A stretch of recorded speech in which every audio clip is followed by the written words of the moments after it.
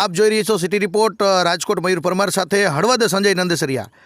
વાત કરવી છે દીઘડિયા ગામથી અને સુંદરી ભવાની બાજુ જે જાય છે કેનાલ, એ કેનાલની વાત કરવી છે કે ચોમાસાની અંદર જે દીઘડિયા નદીનું જે પાણી એટલે કે ચોટીલા વિસ્તાર બાજુથી જે પાણી આવે છે ને એ આવે છે આપણા બ્રાહ્મણી નદીમાં।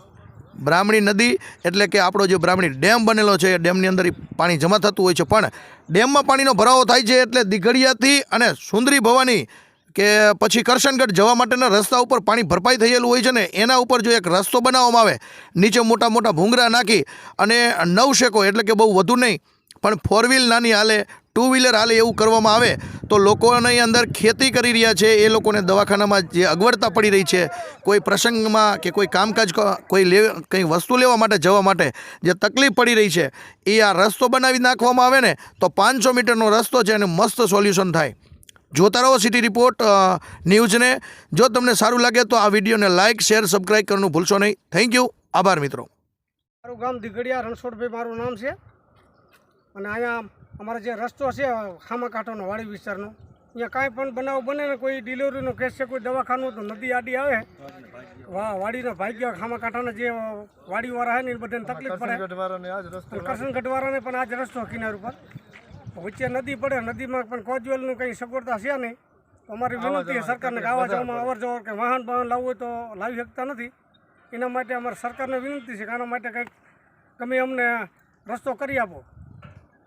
નામ વિક્રમભાઈ કમાભાઈ વિટલાપરા, મારું ગામ પલાસર ને આ દીઘડિયાની સીમ છે। આ નદીમાં ટપ્પા માટે કરશનગઢ જવું એટલે ખેડૂતને બહુ નિષ્ફળ જાય છે અને કરશનગઢવાળાને આવું ડિલિવરી માટે તોય તકલીફ પડે છે ને આના માટે નાલું બાંધે તો સારું છે પુલની।